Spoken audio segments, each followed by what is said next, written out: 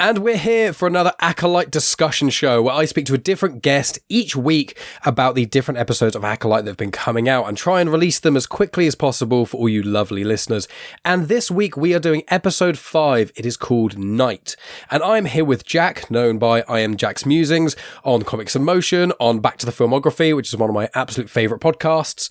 And also, Jack is just an incredible individual, and pretty much pretty much every time we have some sort of Star Wars conversation, when it's in a consequential format, when there's lots of episodes and things, you and I, Jack, always manage to talk, and you very kindly, for several of the Andor episodes, you took over there as a co-host and things when I couldn't do them all, and that was really, really fun. And obviously, Math, that was when he kind of got introduced to the Star Wars community within Comics in Motion. Absolutely loved it. So, Jack, thank you so much for coming on. As always, people on YouTube will obviously be able to see his identity is hidden, like the character of him, apart from in this episode where it gets revealed, and this is going to be full of spoilers. Normally I don't even mention because it's quite obvious, but there are lots and lots and lots and lots of spoilers. If you've not seen Acolyte, go see it, because this is... every word we're almost going to say is basically going to be quite a big spoiler. So absolutely, a lot happens. But before we delve into episode 5, Night, how have you found Acolyte? Because I know other people, like with you enjoy Star Wars quite a lot as well, where you've watched, most of the animated series. You've watched pretty much all the live action, to my knowledge, and you've done a few rewatches here and there.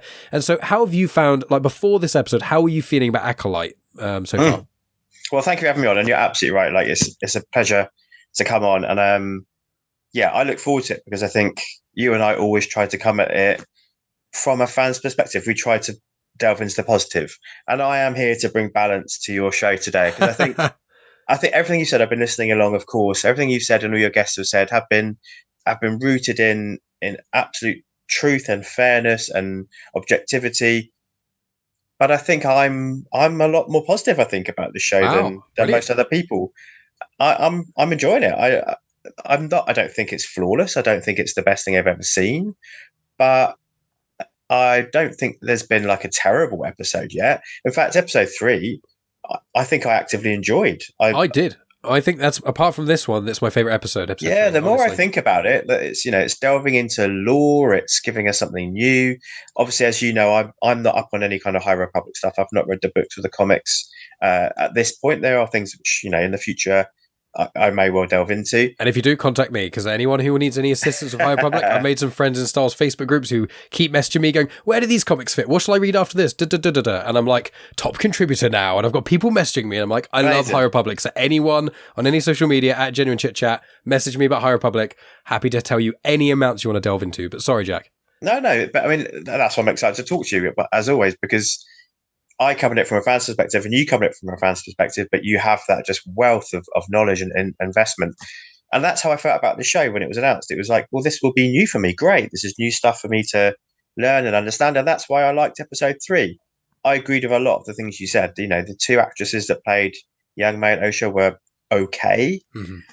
But I thought the structure of the episode and the fact we're going to get this kind of Rashomon, Last Jedi, alternate perspective at some point, maybe next episode, I'm not sure. When we get that, I think that's really interesting. I think it's doing something interesting with the world. It's building out from what we already know. Mm-hmm. But Star Wars fans, as we know, they're never satisfied, right?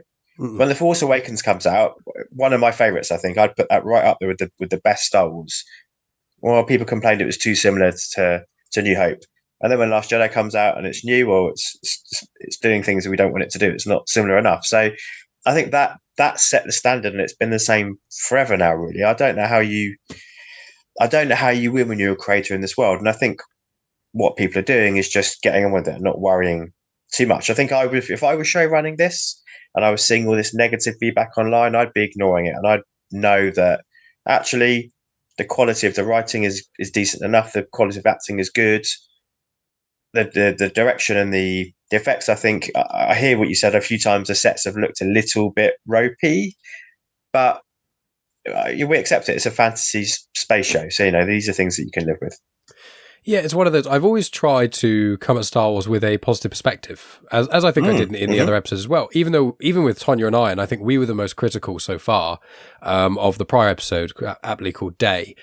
And I think the problem I found, the main issue with this show now, is I blame, unfortunately, Disney, and I'm not obviously a Disney hater. I love Disney Star Wars, but I think this should have been a 6-episode series. I don't think they should have removed any episodes, but even if they kept it in the same order, splitting this and day up, I really am not a fan of, because this episode is phenomenal.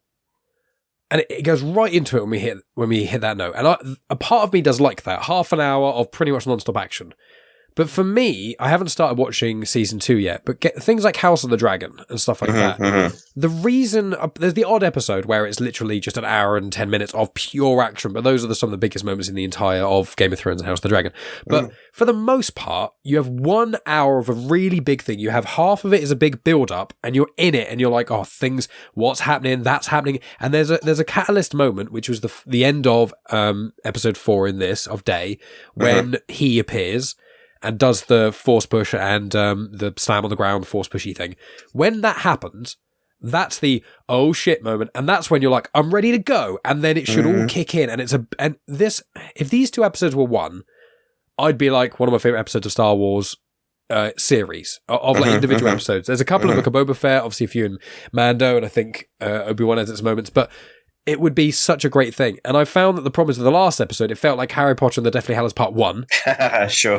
But even though on the rewatch I do like that more, because it was all just a build up to this one. And I think because it's a show that is under such criticism, and some of the criticism is valid. You know, I think the majority of people who are criticizing Star Wars or who aren't liking it as much, not necessarily the vocal people online who are really hate-filled, the majority of people who aren't enjoying the show are not enjoying it for valid reasons. I don't necessarily agree the level, you know, but I think there have been valid reasons. I think this is the payoff, but I feel like if this was part of the prior episode, and it was the first 2 episodes was the 1 episode premiere, the flashback was the 2nd episode, and these 2 were the 3rd episodes, for me, I would have found that would have grabbed me a lot more, because the premiere, I was like, I'm in. And episode 3, I was like, this is good. We're getting there. I'm starting to, you know, as I felt with Book of Boba Fett in a lot of ways, around the 3rd episode after the Tusken Raider stuff. And I was like, we're getting there. And then Boba Fett, it kind of went left turn to Mando. Well, episode 5 that was. But with this, I found that I love this episode, and it's really made me enjoy the rest of the episodes more. But it has made me like the last episode less. That's kind of how I'm feeling about it. I don't know if you have the same perspective. I don't know. I mean, I've only just watched it, you know, now before we same with me. I didn't even get to rewatch it, and I'm like, I wish I want to rewatch it because it's so cool.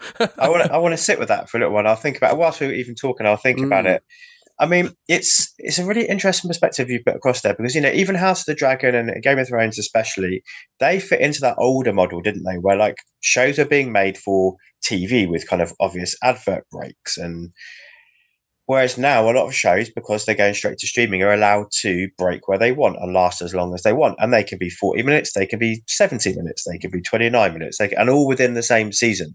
Amando season 1 was one of the first shows to really kind of take advantage of that, I would have said. Agreed.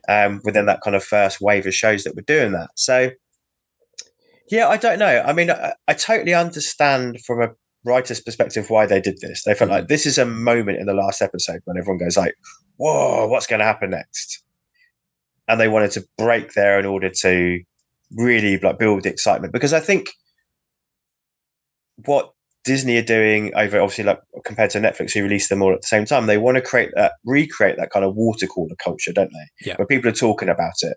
Unfortunately, obviously, it's been a lot of negative talk, but that sense of like, oh, you know, what's going to happen next? So I totally get why they did it. Now, whether we decide come the end of the 8 episodes it was the right decision or not, I'm not sure if I'm going to commit on that yet, because I think, because like, I agree with you. This episode was like a non-stop blast of action. It was really exciting, and things were paid off, which perhaps felt like we were worried about what point they were going to pay off. And you've been quite clear on your thoughts all the way through about how like it needs to kind of have that Andor moment where we have a kind of a reset and we get the next stage of the story. And I think this is it, isn't it? Yeah. And I think it's come at a good time. So knowing there's 3 episodes left, I think this is a good place to think, oh, now we're in the 3 episode kind of end arc.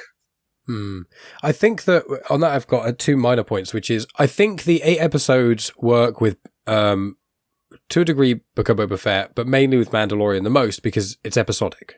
You know, Mandalorian has got it's got the Buffy thing. You know, it's overarching storyline, but each episode's its own thing. So it doesn't matter if they're half. I've never had that issue because it has a clear start and an end. But this doesn't feel like an organic end. It's not like a character's got knocked out and they woke up. I know that's kind of how it starts, but that's not really how it was shown at the end.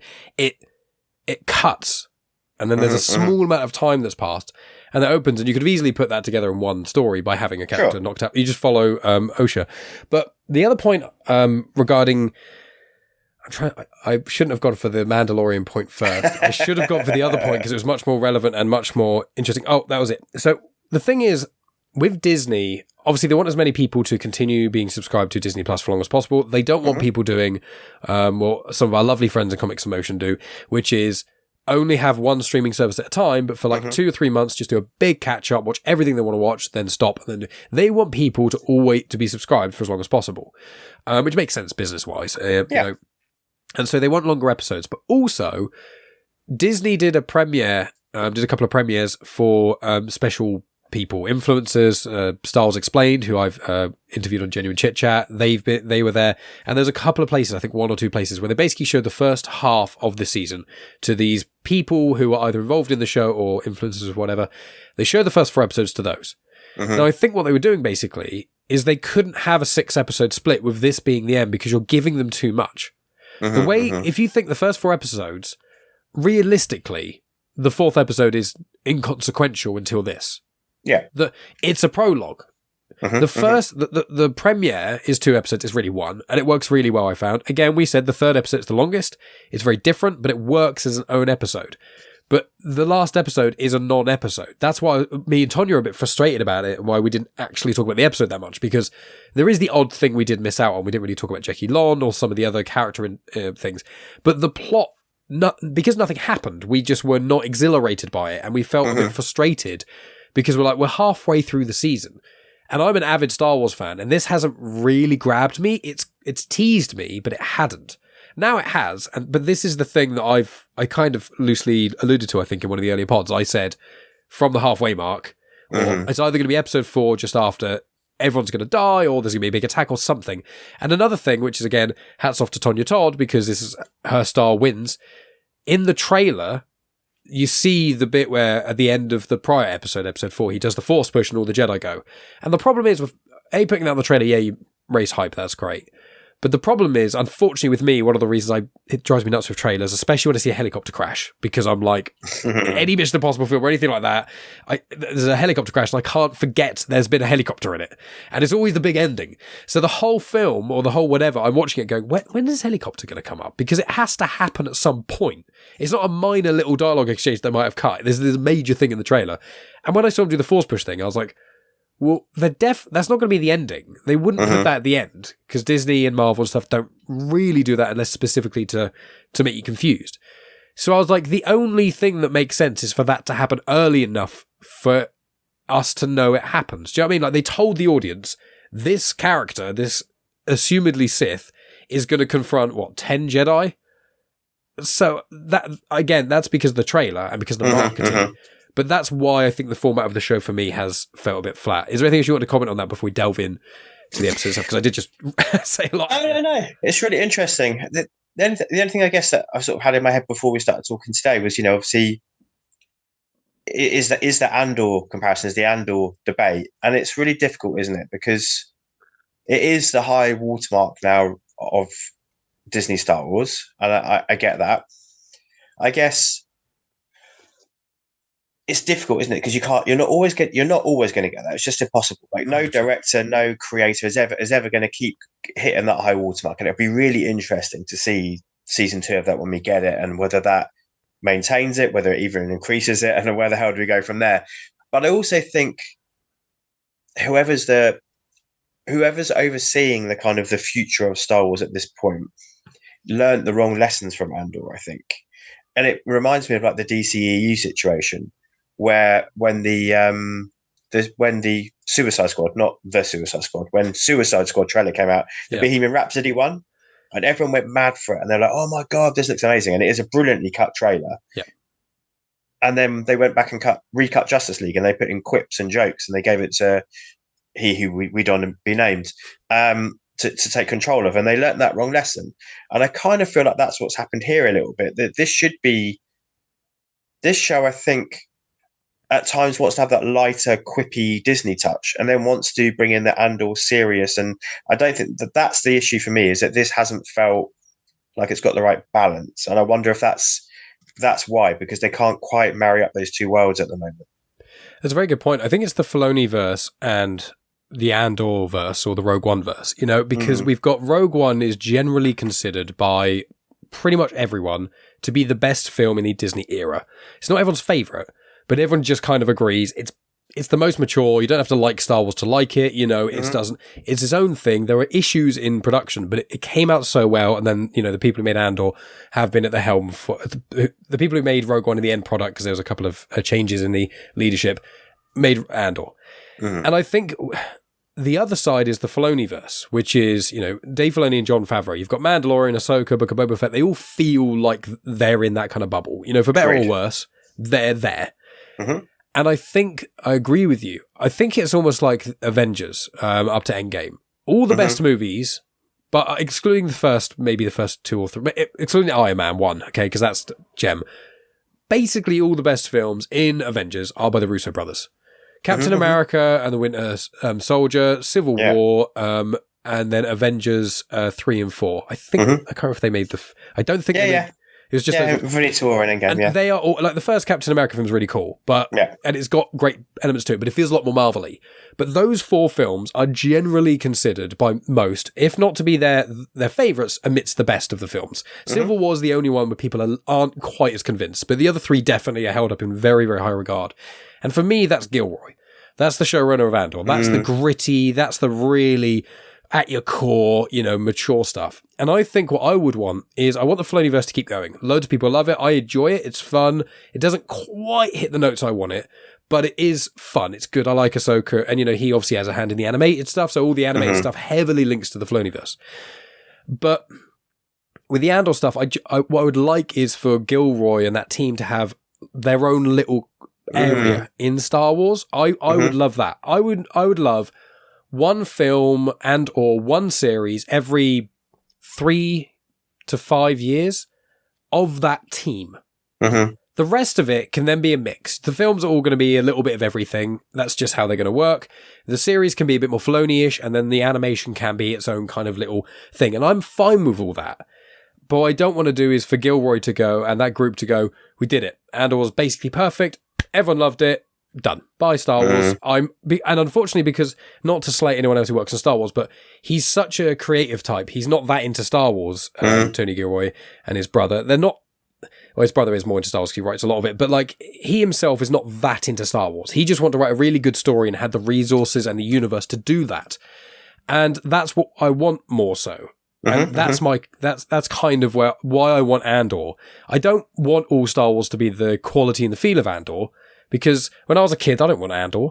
I wanted Ahsoka. I wanted, Mandalorian. I wanted that. The majority of people want those kind of things, but I want Disney to learn the lessons of, and I think they are slowly learning it. It's almost like you've got the several areas. You've got literature, or books, comics, and then you've got the Mandoverse series, the animated series, the kind of Andorverse, and then the films. And I think if they keep it like that, people who are hating online are going to get bored eventually. They're going to just give up on hating it all the time because it's effort, and they'll grow up or whatever. And I think there will be some content creators that still ride in the hate, but I'm hoping this is kind of the final wave of the fandom menace. It's been like, excluding the prequels, it's been like 10 years since the Disney took over.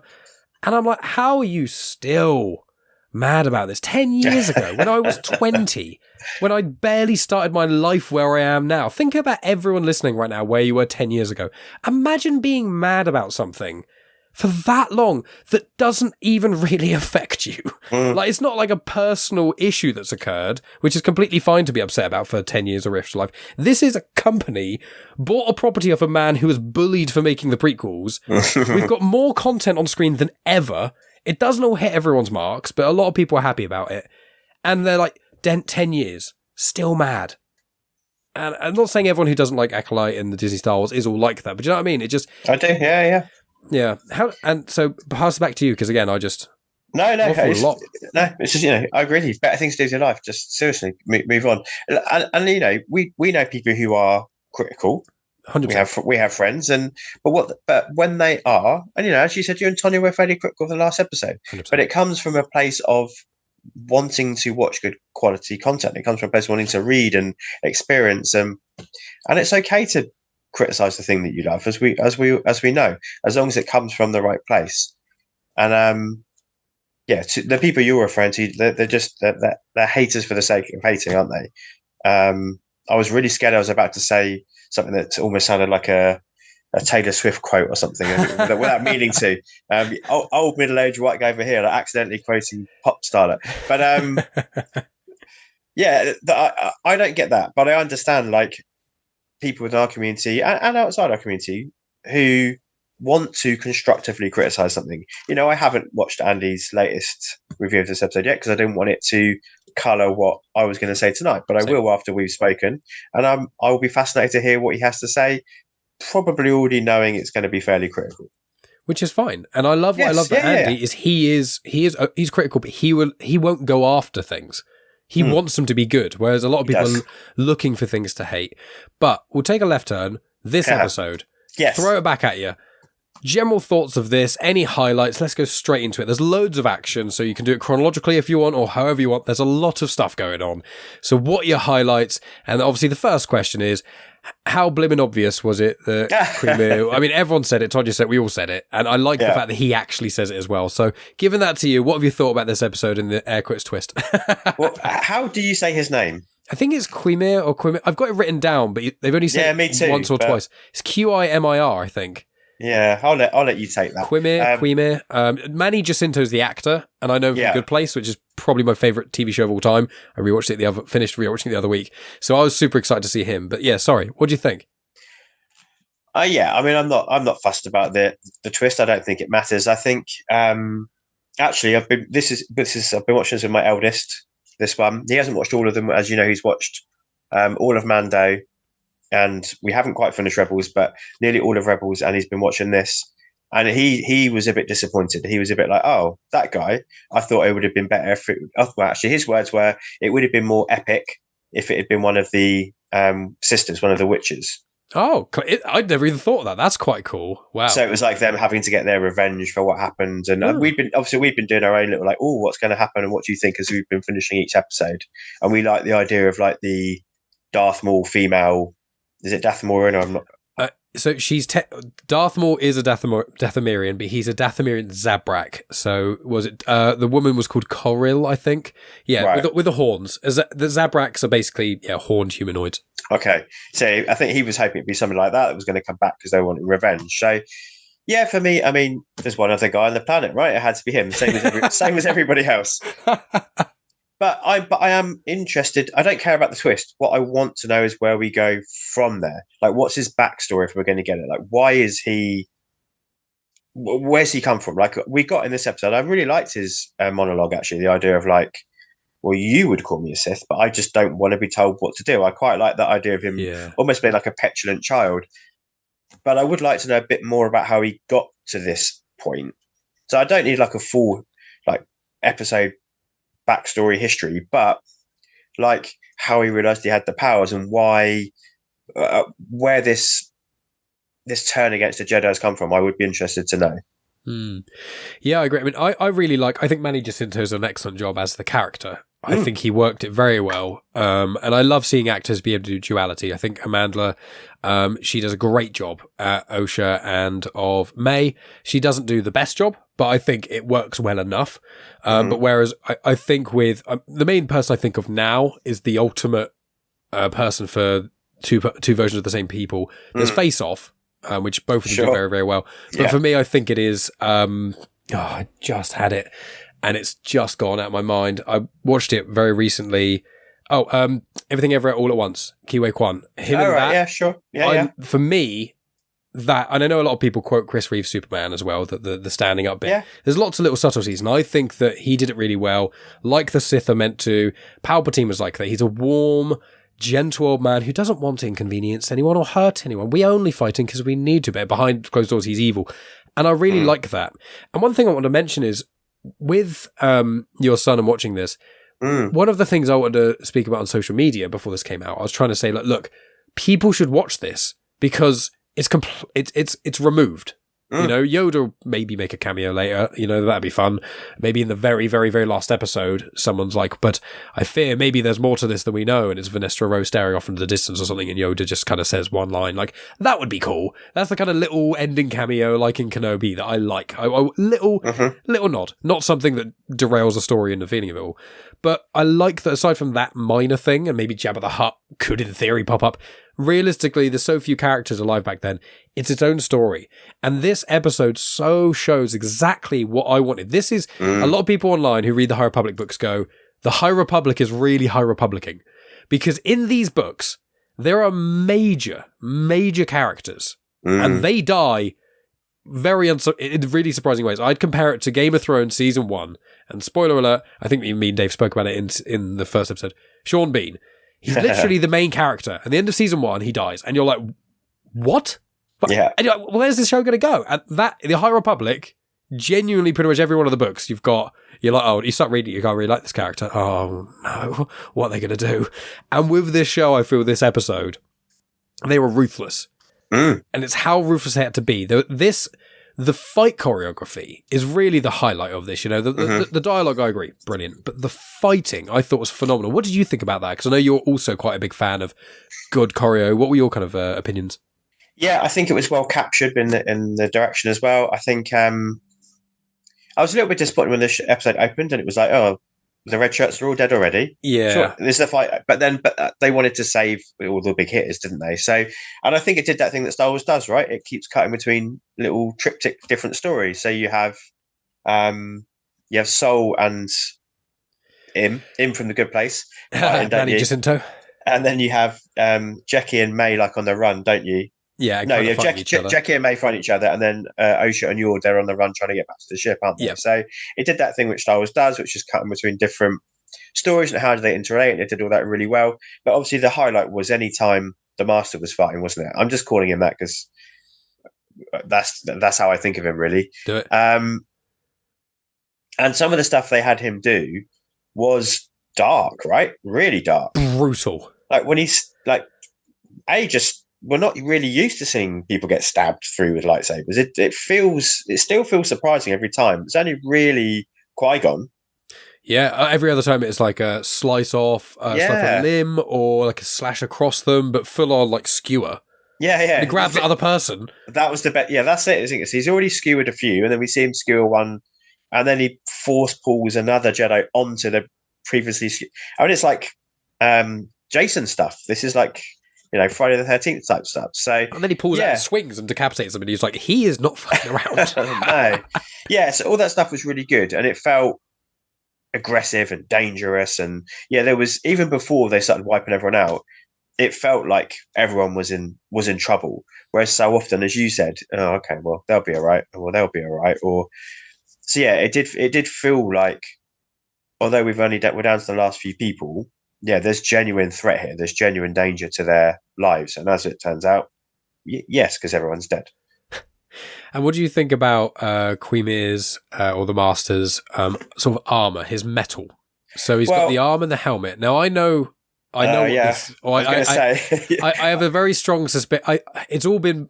I don't know if it's been fully confirmed because I don't watch with audio descriptive, and that's normally the way people get... Because it goes... You know, Qimir hit off the person's lightsaber with this item doing this, but I had big question mark. Michael will answer this, but I had big question mark. This is cool. How is he like disrupting the lightsaber blades or the crystal? Like, how's that working? So I'm sure you've got an answer for me. So it's almost definitely something called Cortosis. So Cortosis is introduced in Legends, and it's an item that specifically, if a lightsaber touches it with force, it temporarily turns it off. It kind of cuts off the energy loop, essentially. And it's only in canon a little bit. It's in the John Jackson Miller book, A New Dawn, which is the prequel to Rebels, how Hera Syndulla and Kanan Jarrus met. I'm not the biggest fan of the book. it's got a very cool villain and it's got some cool moments, but it's not the best. But it's all about Cortosis, that whole, they're mining it. If it shows up in a couple of comics, in canon, and it's not in a lot. I was like, I could think of the word and I was like, it's not Christophersis. It's something like that. And I was trying to rack my brain. And so I had to look it up just to remember, and it was Cortosis. And I was like, and then I double checked with like Legend stuff, because I remember, I think it's first in I, Jedi, which is a 1999 novel. So it's sort of prequel era Legends and onward. But yeah, it's known to, and it's also in Thrawn Alliance is a cool book. But yeah, it seems to be made of either that or has a part of that in it, which disrupts a lightsaber. So it's that's what that is. But what do you think of the use of that in the action set pieces? Yeah, it was great, because it was, I've never seen this, I've never heard of it, so it was totally unexpected for me. And I think, it's always good when you have an audience surrogate in anything you're watching. So when he does it to the two Jedis and they both look at each other and they look at their lightsabers, they're like, what? We're doing the same thing. So I think, it works really, really well, and adds that extra layer of threat. It means that, even when you think you're winning, he has a way to turn the tables against you. Like your advantage is you're really good with your lightsaber, if you like. Well, it's not anymore. So I think that's really clever. And I really liked, there was like a lull. There was a moment where, and maybe I misread it, where Sol and the Master are talking, and he's like, why are you hiding your identity? And he's like, well, you've met me before. So, and then he's like, it almost felt like he was saying, if I take this off, you'll be able to read my mind. He did say something like that. He said it like a Magneto style. Yeah. He did say something very much close to that. Yeah. Yeah.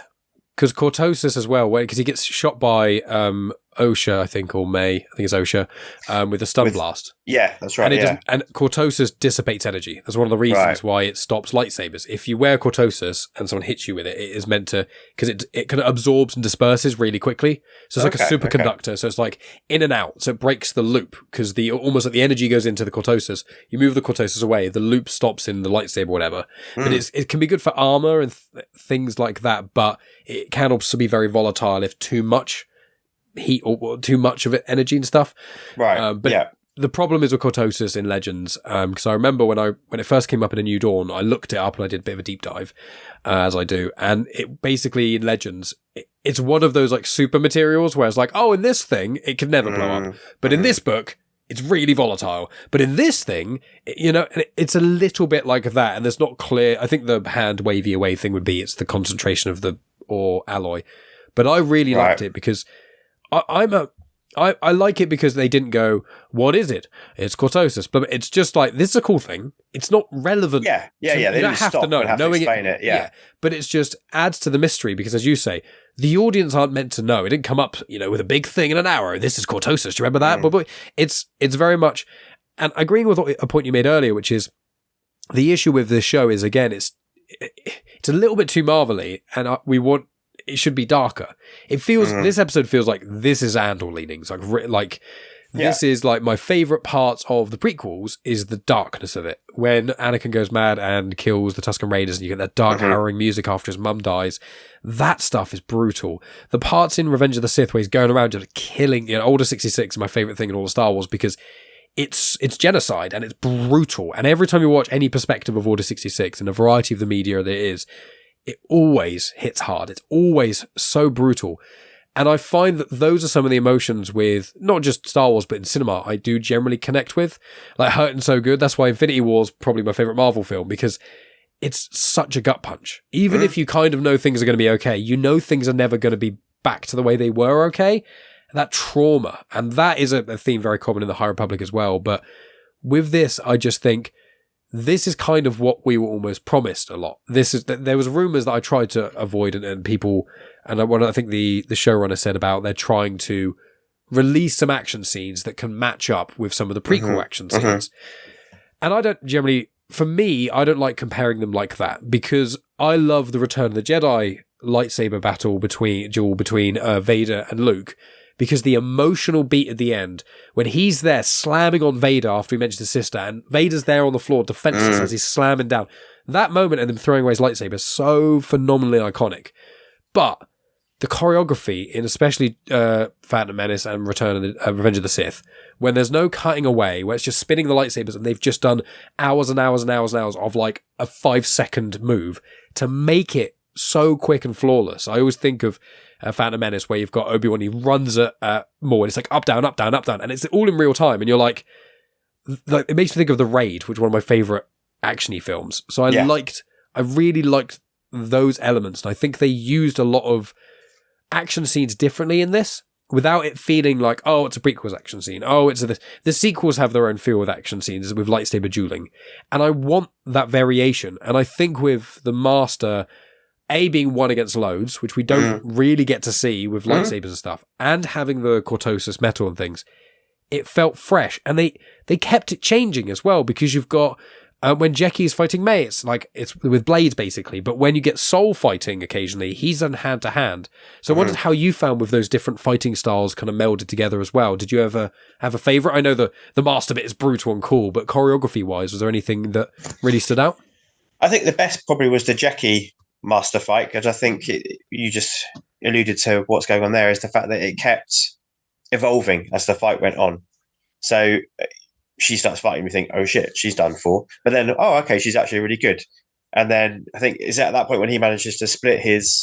her lightsaber breaks and then she gets the other one. And so she's got two, because she's got the Wookiees. But then he also then reveals that he can separate his. Yeah, but I think he does that and then pretty much immediately goes stab. I think they have like a 1 or 2 like bounces off and then he does the triangle. Yeah. So again, it kept evolving. And obviously, I guess having seen Daphne Keane in Logan, we were sort of waiting for her to have a really good action scene, knowing that she was capable of it. And it's a shame. It's a shame that we've lost her for the rest of the show. But, as we said already, it makes sense for I mean, that's where, you spoke about Rogue One as well. That sense of not knowing what's going to happen next and feeling like it's unpredictable and where is it going to go. And I think that was the promise of this show, being set 100 years before. There is no character that's going to make it way to the end, and they follow through on that. And I think, I would say Jackie and the Master would be my favourite fight, but I think all the way through, just seeing his unabashed brutality is the best thing, because in Obi-Wan, the best thing was seeing Darth Vader unleash. In Rogue One, the best thing was seeing Darth Vader unleash. in the comics that I've read, the best thing is seeing Darth Vader unleash. Pretty much. The Sith, when they get to unleash, I know he's not strictly a Sith, but evil Force users, if that's even the right term, when they unleash, is always great to see, isn't it? It is. And it's... I love that side. The dark side is something I'm really intrigued by, and for me, the Darth Bane trilogy is part of Legends. Everyone holds it up in very high regard, and I was like, is it going to be as good as everyone said? And I read them, I was like, these are 3 of the best books I've ever read in my life. They're just phenomenal, and they're all that dark side and the real depths of like what it means to be a dark side user during Jedi Sith Wars and all that stuff. It's so interesting, and the different perspectives of it, which we haven't got that yet in canon, and that's what they're slowly doing. And this is another benefit, but also drawback of Disney, is that they are going to space this out. They are not going to jump back to the old Republic, to where Revan was and all the stuff, because that's the thing everyone wants to see the most. That's the thing that everyone's like, okay, we've done the Skywalker saga, they've changed what happens after Return of the Jedi, let's go to before. We want the Jedi Sith Wars, the things that were spoken about in the prequels that most Star Wars fans still haven't consumed any content of and have no comprehension of. They just know the Jedi and the Sith fought. It was before Yoda was about. A lot of people think, no, that's about 1,000 years ago. That's all we know in canon. And you're like, well, and the amount of years that have been of actual Jedi and Sith Wars, but Disney are like, well, we're not going to give you that now, because that's basically the whole timeline almost. It's going to take time. But whereas Legends, it was kind of like, have you got any ideas? Yeah, let's do the crazy thing. All right. You have to go do basically a veto through Lucasfilm Publishing. But essentially, as long as it's written to a standard they agree with, it will get released, which means Legends is always dotting around. So in a period of like 10, 15 years, you had such variation. Whereas Disney's going more steadily with it. But I like that. I want to have time. I want to see these witches. I want to see how the Sith steadily came forward if he is a Sith. There's a rumor I've seen online And again, I didn't want to look up anything really before chatting with you, but I basically, my kind of thing is, I watch the episode after staying off social media all day. I pop onto social media, see notifications, do a little bit of scrolling just to get a loose idea and just to see if there's any mentions of things I hadn't thought of, not going into someone's full thoughts, but the odd thing like, oh, this or that. And some people have said about the Knights of Ren. Now, the Knights of Ren, obviously, in the sequels, people know are basically wasted. They're like, who cares about those? Comic lovers, the Knights of Ren are so cool. They've got a rich history. They worship a lightsaber called Ren. And before Kylo Ren came around, the wielder of Ren was the leader, and they called themselves Ren. They wore a helmet. They practiced dark side magic. They were proficient in fighting and all kinds of different weapons, but they didn't necessarily align with the Sith. But everyone thought they were Sith. And so there is an idea that could be. I don't think they're going to go that deep with it. I think this is, they're basically saying he is a Sith. He just doesn't want to align. But I like the different theories. But with you, with the dark side and that kind of stuff, are you intrigued by that element of Star Wars? Do you like other elements of Star Wars? Like, what is your opinion of the Force and the dark side when it comes to your on-screen storytelling? No, I think it's a rich mind to delve into, isn't it? And I think there's a really interesting thing going on in Disney Star Wars at the moment, in that they are willing to move away from the Jedi being this pure, I nearly said puritanical, but that wasn't the right word, from being this pure white hat heroic group. I think they're moving away from it, and I'm not saying I don't think brave is the right word, but you know, people hated Last Jedi because Luke wasn't the Jedi they wanted him to be. Well, Disney are now also saying, yeah, right, they're doubling down on that almost now, and saying like, yeah, because the Jedi actually aren't, as a group, aren't all they're cracked up to be. And I think you were saying, they're doing that slowly in terms of how they're unveiling the history of the galaxy. Well, they're doing this slowly as well.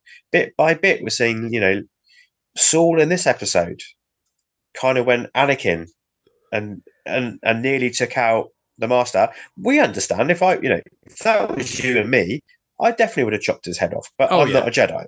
So he shouldn't. And I like the fact that Master kept calling him out, like, oh, you're attacking another man and you're doing this and you're doing that. That's not very Jedi of you, is it? You attacked me when my back was turned and all this kind of stuff. So I think it's really interesting. You've got that side of the world they're opening up, and it's going to be fascinating to see what they do with the Rey movie that they've announced and their plans, and whether she is going to consider herself a Jedi or whether she's going to be something new herself as well, and whether she's going to label herself something different. So we may have this kind of new and another avenue to open up of, like, can she turn what was a dysfunctional, in the end, belief into something better? I don't know. I think they're opening up the world in lots of interesting ways. So yeah, more Sith stuff if they can, but I guess historically they've been written into a corner in that there's never any, if there is, there's only ever two. Until that, in Legends, that's the... Until we get that far back, yeah. So it's basically, the Jedi, according to Legends, there's a big war.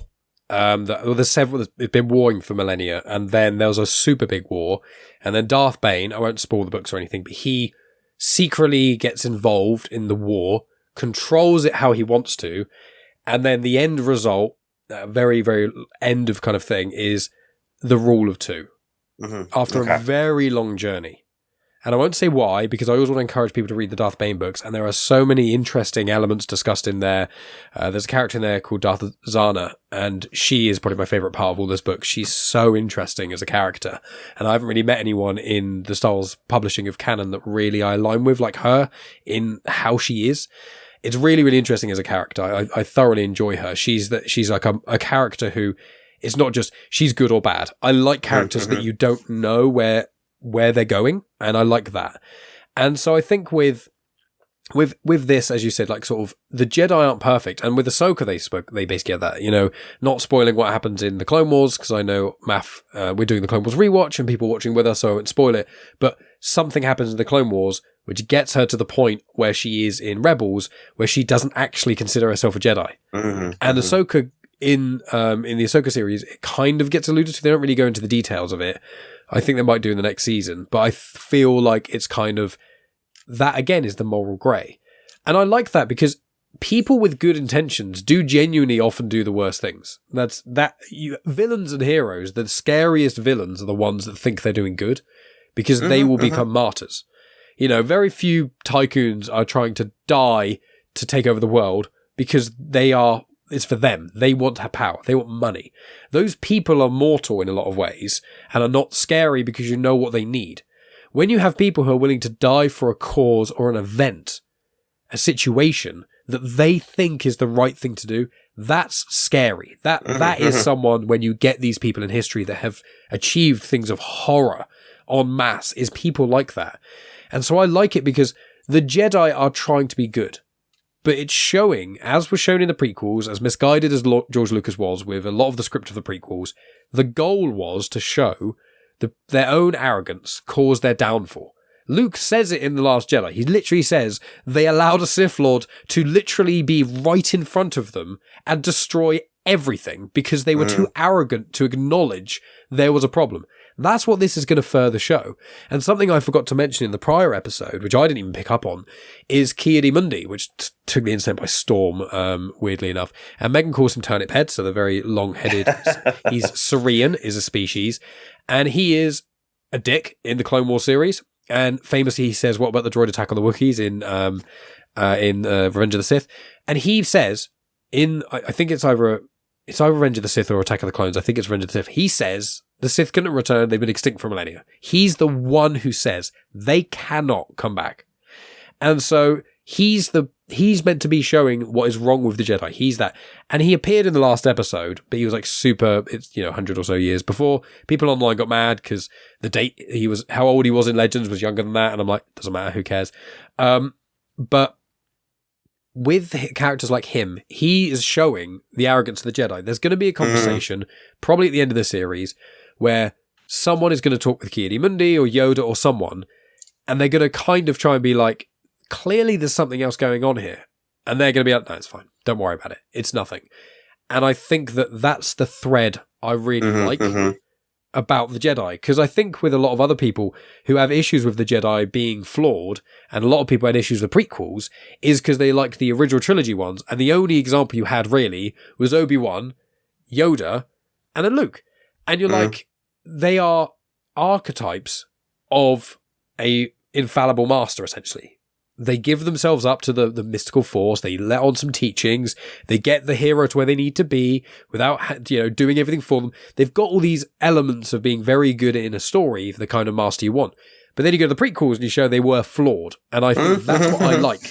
Yeah.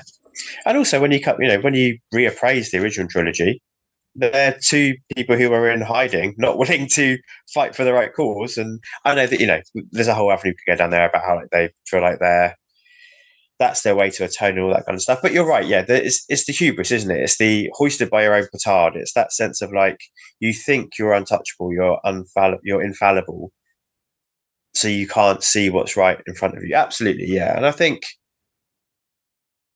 it just, I think you spoke in another episode about Grey Jedi, and, it just makes the world richer. The beauty of the original trilogy was white versus black, and that's what made that trilogy work. And will always be the way to introduce new people into, and young people, My eldest has seen all of them, and I started with the original trilogy. I'll do the same with my youngest when it's time for him to come. He's asking already. And I'll do it. I'll come in with the original trilogy first because the white and black is simple for them to understand that story. But if you want that world to continue for 40 plus years, you can't keep doing that over and over. You need to deepen these worlds. You need to add shades. You need to show that the heroes that you thought were infallible are not, and they are just, for want of a better word, human beings. They're not all humans, but you know what I mean. So yeah, it's only natural that these stories continue to grow in that way, I think. And it'd be dead boring if they didn't. Well, I also think, looking at it from like another nerdy perspective, more recent years, Marvel, they've done it in the films. They had the Sokovia Accord, and Civil War happened. In the comics, it's much... In the films, they're kind of like, yeah, we keep mentioning it as a film about it, but it was an event, but amidst lots of events. In the comics, it was massive. Obviously, you and a lot of the other members of Comics in Motion more know than me, because I've only really read one or two of the Civil War things. I've kind of read the main beats, and I've read some of the comics around it that deal with the repercussions. But Civil War was felt in the comic book world of Marvel for decades, I'd say. Probably a good 5 to 10 years. It was overtly, in there. But with the DC stuff as well, you have characters, and a lot of the time the most interesting things that happen to certain characters is when they have to deal with situations that are more complicated. The thing with Superman, for example, and I don't read Superman comics very much. I don't find him as interesting as a character. However, most people I know who really like Superman say you find him not interesting as a character because you think of him as invulnerable, only weakness is kryptonite and the human race. But when you delve deeper into that and you get villains who can put him into situations where the answer isn't just kill, beat the baddie, save the goodies, when he's in more complicated situations and he has the power to do all these things, that makes more interesting Superman stories. Batman is most interesting because he's fighting villains on his level and he can die. There's loads of elements of Batman's morality that really gets played around with depending on who writes him. And Miracle Man by, Alan Moore and then later Gaiman, phenomenal, absolutely phenomenal. And that's playing again with the idea of what do you do? And from those original stories, you get that and Miracle Man and the Boys and etc. And that's what I like the most. I love moral ambiguity with power, and I like the changing of perspectives. So for me, I'm like, look, as you say, watch the original trilogy if you want Luke to be perfect or just a perfect straight journey. But if you want more knowledge, you can expand. And that's the beauty of Star Wars, is apart from the one reset they've done, let's say so far, because who knows what the future brings, what I like is with the Disney era, I'm hoping it will be basically a permanent thing, where unlike other even Marvel content, even with Spider-Man, we've had 3 Spider-Man plus technically 4 if you include into the Spider-Verse and some of the other ones, which I'm happy with. I like. Well, if you include into the Spider-Verse, there's a shitload of Spider-Man.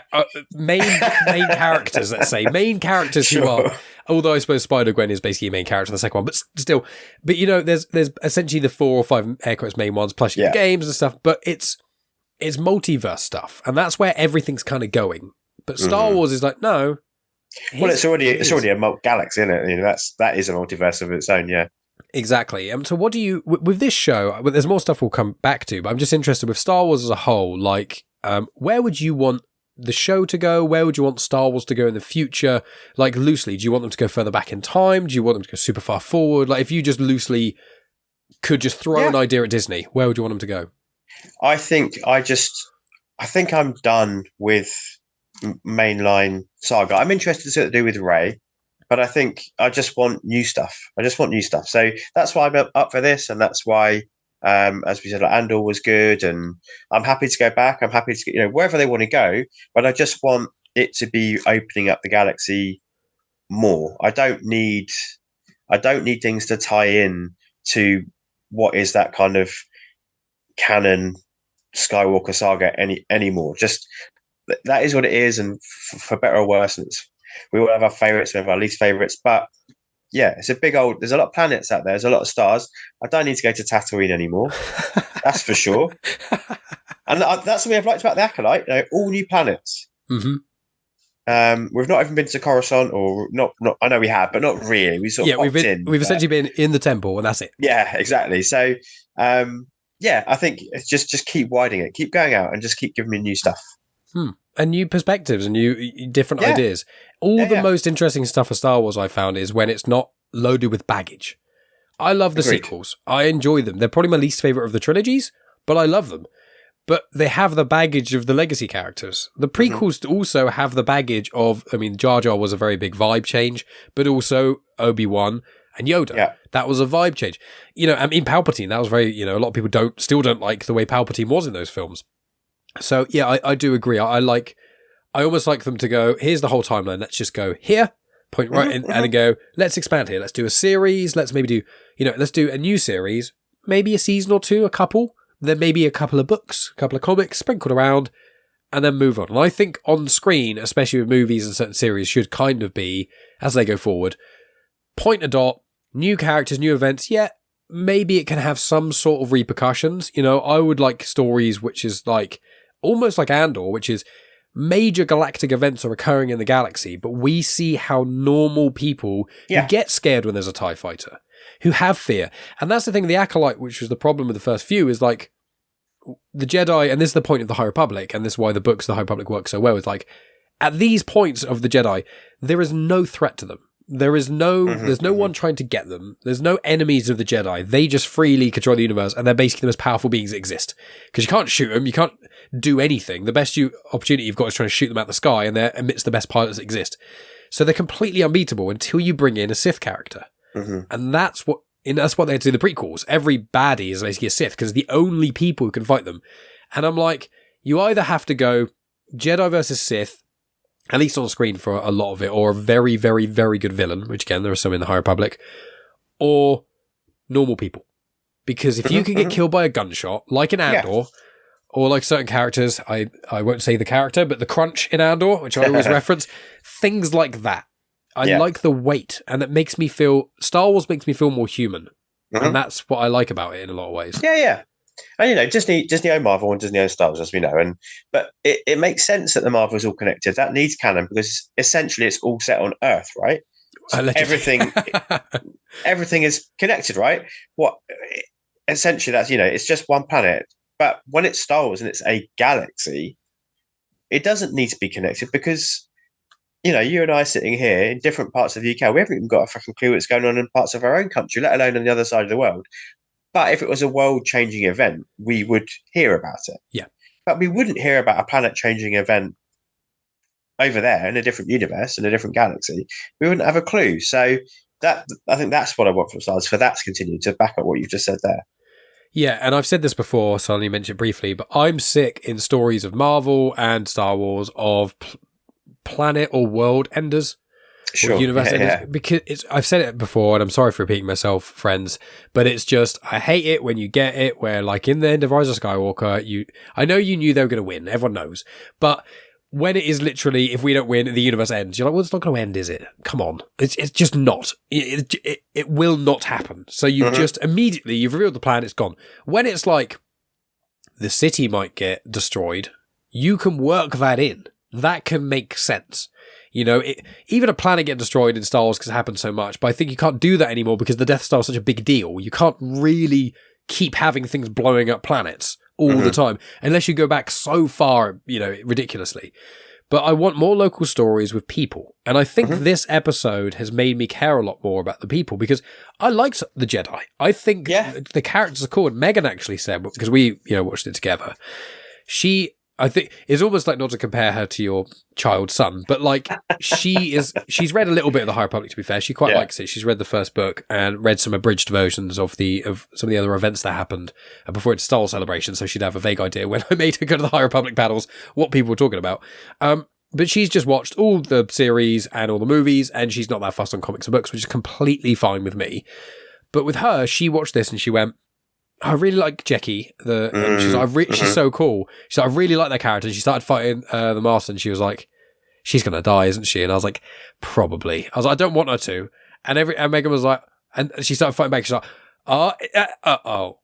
And it's like, even with Yord Fandar, who I think he's got a bit of a following online, probably because he's a very good-looking chap when he's got his top off, but he is quite a funny, like goofy-ish kind of character. He shows a lot of the flaws with the Jedi.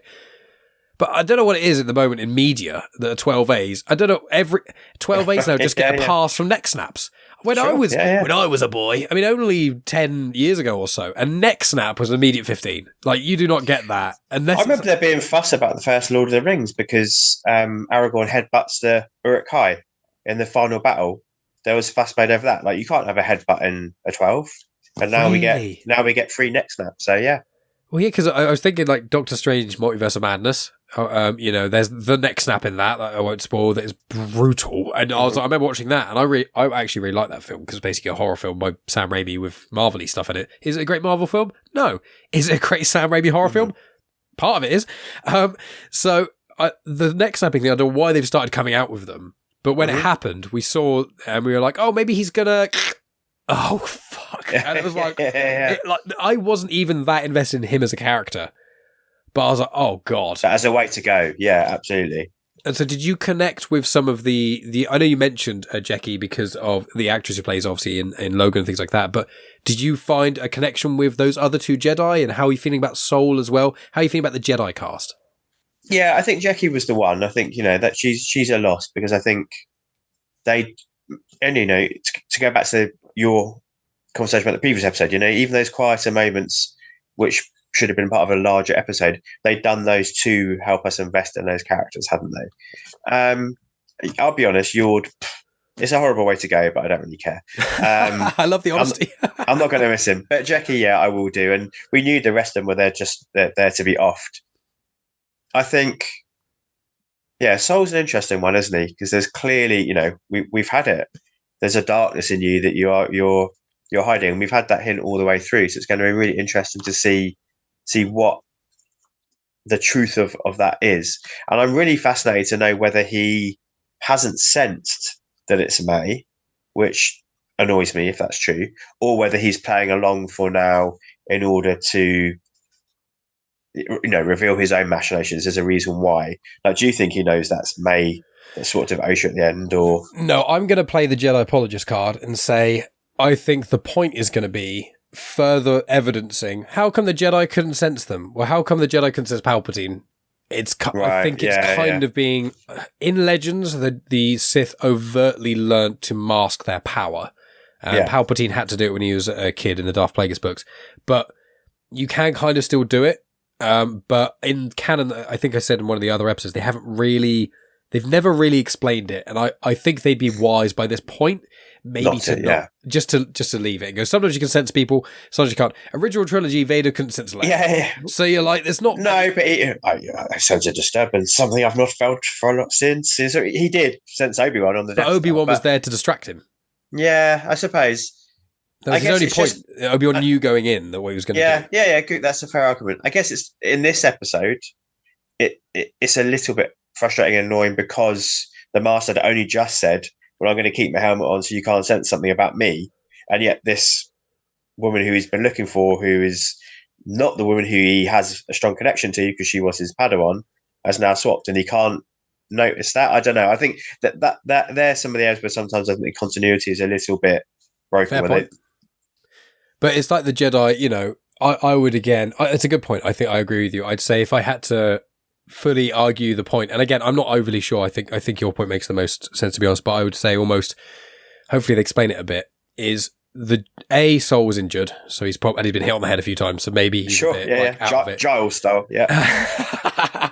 But also, I imagine May does feel different because of the darkness, and they've mentioned the sensing of, but I feel like they are kind of just going, the Jedi used to be able to do a lot of these big, amazing things. And I think, again, when we see what the Jedi were like in the golden age of the war with the Sith, that was their height of their force powers. Now they're at the height of their sort of political powers, which are very different games, which is why, again, the prequel Jedi failed. Because they've lost some of those skills and some of those abilities. Was that force heal? Well, I think Qimir did that in this. I think he closed the wound when May was laying down. She was like a cut. Oh shit! Yeah, okay. There you go. When that happened, I thought that as well. Yeah, and obviously Rey did it, and Grogu's done it, and things. And it's like the argument is Jedi could do it. It was in the old Jedi text, and then over the years, why would a Jedi need to heal a wound? They can deflect every blaster bolt. Their weapons defeat all other weapons. There's no other Force sensitives around. Is that because they basically systematically exterminate and exile them? Probably. But in the Jedi side, it's because we're the only ones. So I think it's, again, kind of... It's like a lost art, kind of a lost skill. Well, that's what lightsaber dueling is. In the High Republic, there's characters who are young, and some of them really like lightsaber dueling, but there's a character, I think it's Reath Silas, who I really like. He's mainly the young adult novels. He's like a bit of a nerd. He's a librarian. He just wants to stay in the archives and read about everything. And he initially says, I hate lightsaber dueling. What's the point? It's all ceremonial. When are we ever going to fight anyone with a lightsaber? Right, okay. All I fight is people who have stuff that can be immediately destroyed by lightsabers. I can pull their weapons off them without really thinking about it. I can disarm anyone.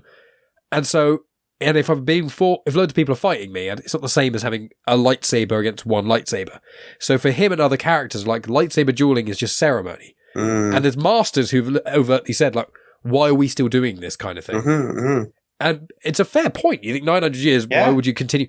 So again, I think it's further this, they are also kind of inept. Because why would you be good at fighting people like lightsaber? Which is again what I think, although a lot of these Jedi just use for fodder, you're like, to be fair, When would they ever fight against someone like that? This is their first ever actual fight, because the rest has just been, like practice in the temple. It's like you fighting your son. Like, he could get probably a good, or maybe your youngest, get like a good hit in or so, and you'd be they both get whooped every time. Don't worry about that. At the moment. But like, even like, teenagers, and apart from special cases, a teenager to an adult, like let's just say an adult male, the average adult male, average 13-year-old boy, you are just physically stronger than them and bigger, and obviously you've got experience on your side. So the chances of them actually doing any real damage to you, if they were really trying, is very slim. And that's almost what it's like in my mind of being a Force user in the Star Wars universe. Like, you're not completely invulnerable. A child with a knife could, in theory, still kill you. But the child, like, you don't walk around your day thinking, is there a child going to come and attack me? If a kid attacked you in the street randomly, you wouldn't really be, you'd more be worried about hurting them. It was the Superman effect. And I like these characters. I like that we've seen that we got invested in them to a degree in different ways, and they went. And I'm like, yes, this is what High Republic does. You get invested in a character, but what Disney Stars have done, they didn't do it with Andor. What they've done with Ahsoka, I felt like, was a proper cop-out, where they go, but we really like all these characters. Like, and they do it with The Walking Dead did it for ages. I gave up on The Walking Dead when Negan showed up, but I was like, me too. Yeah. Every season, there's 1 or 2 deaths, and it's always at the penultimate episode of the mid or end series finale or the end. And they were like, but we just like all our characters so much. It's like, yes, but there's no fucking peril. There's none. Game of Thrones, you could watch any episode, any amount or character could die at any point, and that's what I liked. I've heard criticism where they just kill everyone. I'm like, well, no, it's a complex, detailed story. But yeah, how many shows do you watch where you have favourite characters who die, apart from if it's in like the end of a big movie? Marvel does it all the time. People only die in like the Avengers movies or the finale of their little film. And normally still they keep going, oh yeah, they died off screen. How are we going to... Oh, there's an alternate version of them. Or there's...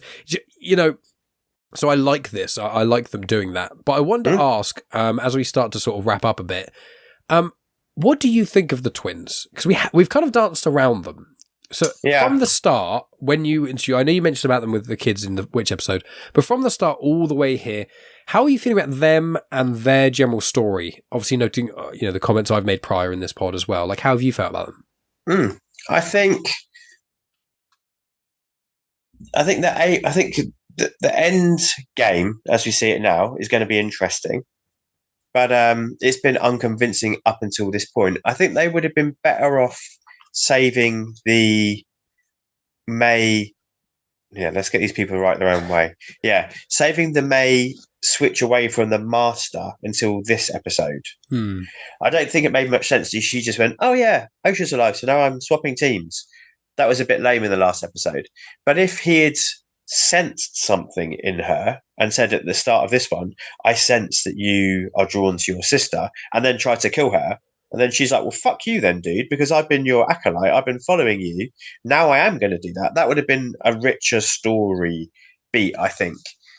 I'm a little bit low to fully commit, because I'm invested. I want to see where it's going to go, whether we are now going to get that Osha will be the acolyte, I assume, is where we're going to go. But I think I'll hold off, and then I'll see how I feel when we get the full picture. I don't think May will be the good person and Osha will be the bad person, but I think it makes sense that when Osha learns the full story of what really went on, and from the name of the show and the comment in this episode where, I need an acolyte, I assume that's where we're going to end this season, at least, with I have found my acolyte and you will be my follower.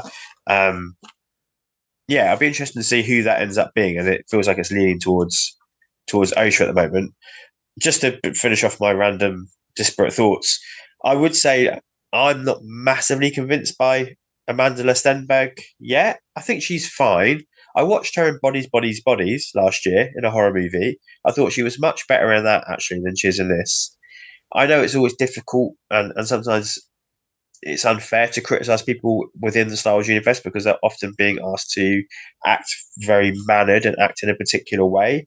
But I would say, Soul is playing a Jedi, and he has shades. He has depth to his performance. She's meant to be playing 2 different people, and at times I'm not totally sold And I think, at times you've done it in episodes and I've done it today, and which one's which. And I think there should be a more convincing switch, I think, in the performances to show that. Yeah, I think the way they should have done it, because they kind of did it with the print thing, but you only really see that once or twice. Right, yeah. But I think accents for me, that's what they should have done. And that's a point that Dave raised, because he's like... They've grown up different places, yeah. Yeah, up to the age of 8 or so is when they got split up, and you're like, okay, yeah, you'd have a baseline, you'd have a dialect and a baseline accent, but if you lived from the age of 8 to 18 somewhere else, your accent would change. Yeah. And it would still be similar enough, so they could kind of get away with almost them both. Almost Amanda speaking in more proper terms as Osha and more slang, just almost the difference between if you hang out with your mates and you're at work. Almost that kind code switching. Of yeah. If they just had that, and she just, because she's been raised by just more slang words and more things like, oh yeah, I'm gonna go over there, whereas she's like, I'm gonna go over there, and Osha would be like, I'm going to go over there. I'm going to remove myself from the situation and take myself to a new location. Yeah, sure. I mean, even the hair bothers me a little bit. And I don't know, they needed a similar haircut because we need this moment in this episode, which was pretty cool, where she leans over and cuts her hair off with a lightsaber.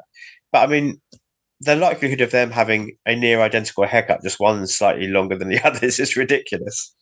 Yeah, it is. It's quite hard because there's certain elements of this that feel way more thought out than elements present in, say, some of the Filoniverse, maybe Boba Fett and elements of Ahsoka. But then there's other parts. So there's parts that feel more thought out than that, but there's definitely parts that feel a lot less.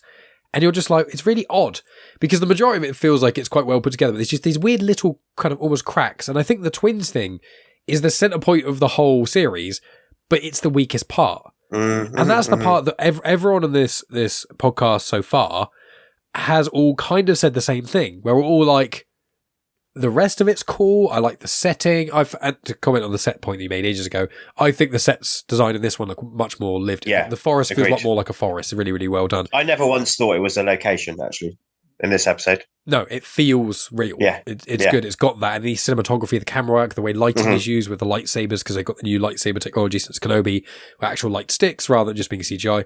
Love that stuff. But everyone I've spoken to is basically going, the twins is the weakest part. And it's frustrating because really up until this episode, I've just kind of like, the mystery for me has been, when are the twins going to be relevant? And I agree completely with what you said. There was like the thing at the end of the last episode just felt completely pointless. And I was like, just to get Qimir hung up and out of the way. Well, it's like, what could have been a much easier thing is they talk and then she just basically gives a massive force push. He gets flung about and she bolts the other way. I know the type thing could have probably worked and things, but I'm also just like, it feels like with the twins is they couldn't decide what they wanted to do. They loosely they basically went, look, we want a Sith baddie, we want the Jedi from the High Republic kind of stuff, we want there to be a clash, but we need there to be something that connects them, and we can basically, for me, it feels like they're going to do the all switcheroo. That's for me, again, it feels like the only way the series can end is one of two ways, which is either Manny Jacinto's character, Qimir or whatever, he is either not affiliated with the Sith at all, and he's a red herring, or he may be the master, or he could even be an apprentice, and he gets killed, and then you find out there's another bigger bad that can replace his master or something like that. So I think either he's, obviously I know it sounds really weird to say either he survives or dies, but he's the key to the Sith lineage in theory. But it's going to depend, depending on what his role is going to depend on who survives. Because if he could just kill both the twins, and that's fine. But I think what's most likely to happen is he's going to make it look like one of the twins died at some point, or somehow make it so the Jedi archives only have the log of one twin, or something like that. And he's going to manage to make it like one of the twins died, all the Jedi that are present are gone, and now he's got the other twin, and there's no loose thread. And that's how they're going to get through. They're going to inadvertently get found, wipe out the Jedi. It was kind of a test. The Sith lineage move on. That's the only way I can see it going, Because he has that statement in this one, doesn't he? Like, now you see me, you all must die. So, yeah, I guess a bit like Rogue One, where, we know they all have to die in that because they're not in episode 4. I guess they're kind of being set up with that here, aren't we? That if anybody survives, it's going to be the one that is with him, or as you said, there's no him and there is Mayanosha, and they choose to take the lineage on themselves. Yeah. Or because there could be a bigger bad, which people have theorized, but I think from his displaying this, I don't know how he could probably be a Padawan, like an apprentice to someone even bigger or badder. That felt like the peak of the Sith. Like, I know Vader and Palpatine are a weird one, and so are Dooku and Palpatine, because Dooku and Vader are so ridiculously powerful, but that's because Palpatine was so hidden away in the shadows the whole time.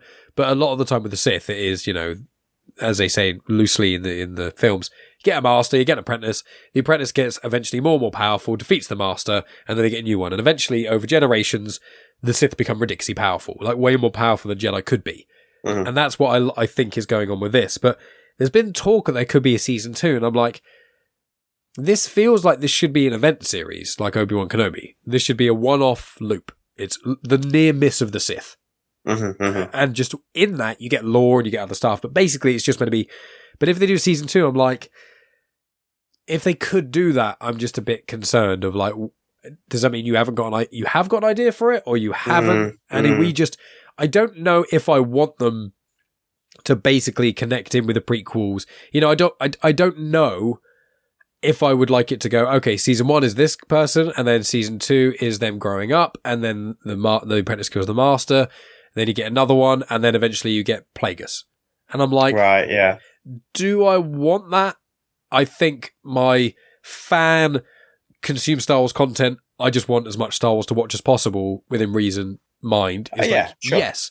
But I'm like, do I think it's going to add anything? And that's where I'm unsure. So do you have any thoughts on that before we start to wrap up? Well, I suspect we won't get any more than this season. Because of the response online? I think so, yeah. I can't see them...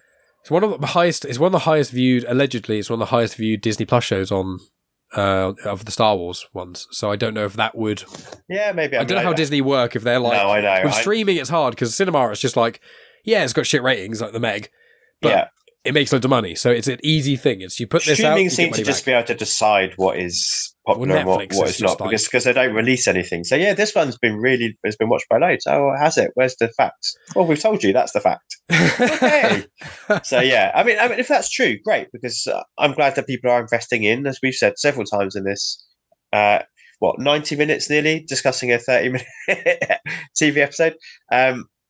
That it's broadening the world out, and that's great. So people are actually invested in that, and they are watching it and not feeling like they need to join in the vocal negative. They don't have to bash. They don't have to bash the bashers. They just want to watch it and sit back and enjoy it. Then great. I hope that's true. Yeah, and that's what I've been finding with this. This episode for me has been like, okay, I don't have to be an overt Star Wars apologist, and like, I don't have to like come across like I'm just defending for the sake of defending, even if my heart's not in it, which I don't actually do. I think people seem to think I do. Some people do. I genuinely, there is some Star Wars content I actively don't like, and I do, criticize. But with this, the first 4 episodes, I was like, I love High Republic, and this show's got so much unwarranted hate. I feel like and a lot of people online are basically going, Acolyte's the best show ever. And I'm like, I feel like you're saying that. Yeah. I feel like that's objectively untrue, because A, you can't really say that before you've finished a season. And second of all, although I liked the first few episodes, they're definitely not the best. Even if you say Andor was a bit boring for you, I don't know how you could say the first 4 episodes of this were the best.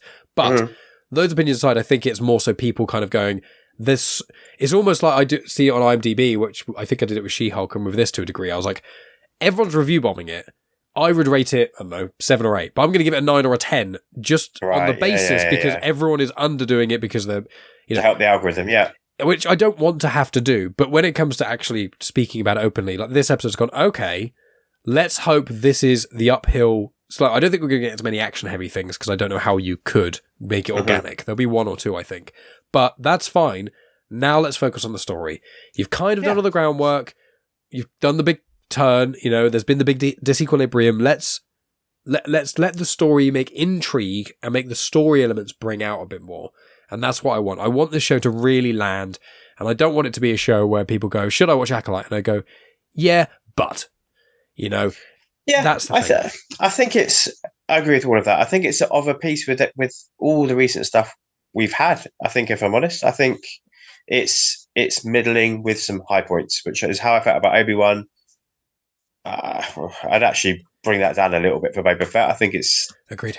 It's better than that. I still haven't seen Ahsoka actually yet because I'm still waiting to watch it with my others because we haven't quite finished Rebels yet, and it feels that is essential to do. You have the end of Rebels is literally like So I could go ahead and watch it, but obviously in my rewatch with him, we haven't quite got there yet. So I did have to pause you and Dave in episode 1. And then, I'm not going to listen to this because you started talking about Ahsoka and I had to skip ahead a little bit. No problem. So I think this is of a piece of, as you said, these different pockets they've got of the Star Wars galaxy at the moment, and I think this is of a piece of what they've been producing, and it's adding more to the lore, and I'm here for it. Perfect. Is there anything else you want to add before we do plugs? No. Acolyte. I was going to say no. I think yes. Right. What should we talk about now? Right. Let's. Right. Here's a whole new topic. Yeah. No. I think we've done quite well. Apart from just going through the entire story and stuff, we've tackled pretty much every element. I think quite well. And we give balanced perspective. It's all about everyone likes Star Wars different amounts, and that's the beauty of Star Wars. My favorite thing is when I meet someone who does like Star Wars and they mention it without me bringing it up. And then we get to go, what order is the movies for you? Because I've not met I know there is only a finite amount of combinations of the 11 movies, 12 if you count Clone Wars, but it's very, very, very, very rare. I've not met anyone in person who has the same rankings for me. And mine change depending on my mood sometimes. So episode 6 and 3, I'm like, on a good day, 8 pushes, so I'm always in flux. But you and I, we've done some collaborations onto plugs. We've done some collaborations and things. So, specifically, and you've already announced it, so I don't feel bad. So we did the Meg a little while ago, Megan and I. We did the Meg on Back to the Filmography, which is, I said at the start, one of my absolute favourite podcasts in the world. I always listen to it day of when it comes out, every other Monday. I appreciate you. And thank you. And I appreciate you doing it. And so it's been the Jason Statham Filmography. You're getting right near the end now. In only a month or so from this being released, you'll be up to date fully. And so Meg and I did the Meg a few weeks ago or a couple of months ago. It's in the description. And then not the Meg 2, Meg 2. Meg 2, The Trench. We've recorded that. You announced it, or you've mentioned that it's coming out in week and a half or so. So very excited for that to be released because I just loved chatting with you on Back to the Filmography. And without saying anything, I'm very excited for where you go after that. So is there anything else you want to mention of what you've got going on at the moment? Because this will be coming out within hours of this recording. So what have you got going on? Where can people find you, good sir? Yeah, thank you. And, it's not empty words. I really do appreciate your support for the show. And you are, I think, always the first listener now. And I really appreciate it. Thank you. And you always, whenever I listen to you on any podcast, you manage to name drop me. So it's wonderful. I appreciate it. No, I think, Back to Filmography is chugging along. I'm sad to be saying goodbye to the Staith, but I will never truly say goodbye to the Staith. He will always be on my screen in some form or another. And on the feed, because you'll do occasional special episodes every now and then. Absolutely. When the Meg 3 comes out, we'll be a knocking. You will definitely be back for Meg 3. Yeah. And then Tony and I continue with our projects. We are still season greeting to Justified, our year of the Oliphant, which is already about 18 months of the Oliphant. We never did get anywhere near to doing it in a year. We've still got loads to go.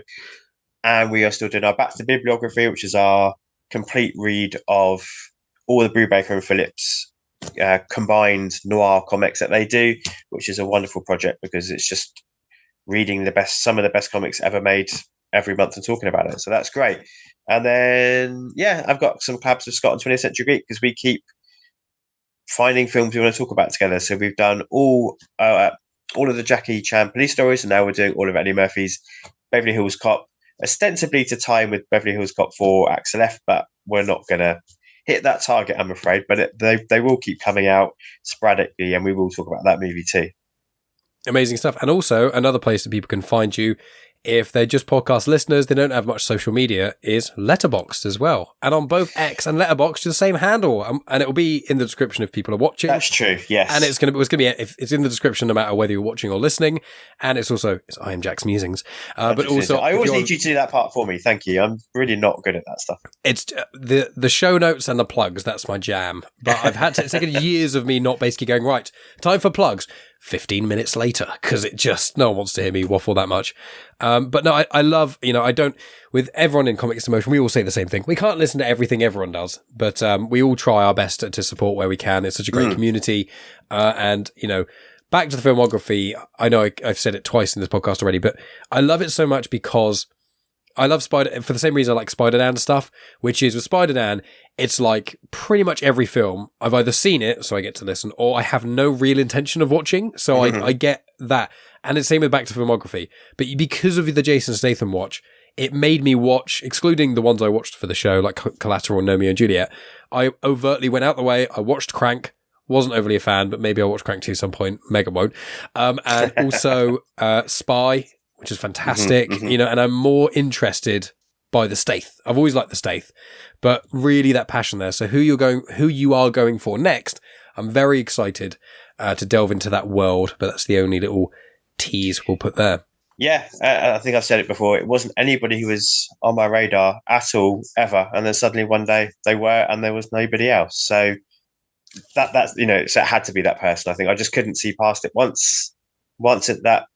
And what's the phrase? The epiphany, almost the moment. Absolutely, of clarity. yeah. Once it happened, that was it. That was the only way I could go. And then and when you said them, and when you revealed it to us quietly, that we're not releasing publicly there, I was like, you know what? That's actually a brilliant shout. So very excited about that. Friends, just subscribe to Back to Filmography wherever you're listening to this, any podcast app and stuff, and then you get to give the whole back catalogue. I appear loads of times as well, but also you'll get to find out what this secret, what the next guest is.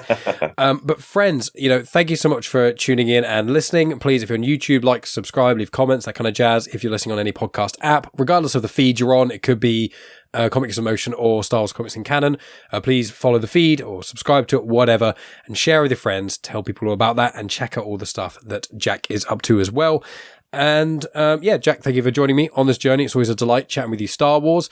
Next week, I don't know who I've got next week. I haven't planned anyone because next week is both my anniversary and also the general election. And also, so the Wednesday, I'm in a meeting in London for work, so I won't get back till late. So I probably will be able to watch it then. But then the Thursday is my is my relationship anniversary of 6 years, and it's the general election. And so it's quite, I'll record something. I don't think it will just be me, but it might be. So I can't, normally I'm like, here's who's the guest next week. And I'm like, it's the only time. It feels like a Megan, surely. Can you persuade her? Not on our anniversary, no. Fair enough. Well, and also, how are we celebrating? Well, we're going to talk about Star Wars. What else are we doing? On camera. It's like, so she enjoys podcasting. She really loved the latest monthly M&M we did for Patreon. So she loved that. It's one of her favorite podcasts she's ever done. So very excited to release that. But up here right now, people might be able to see on video, I'm literally sweating. I'm in where we record podcasts most of the time is in my loft.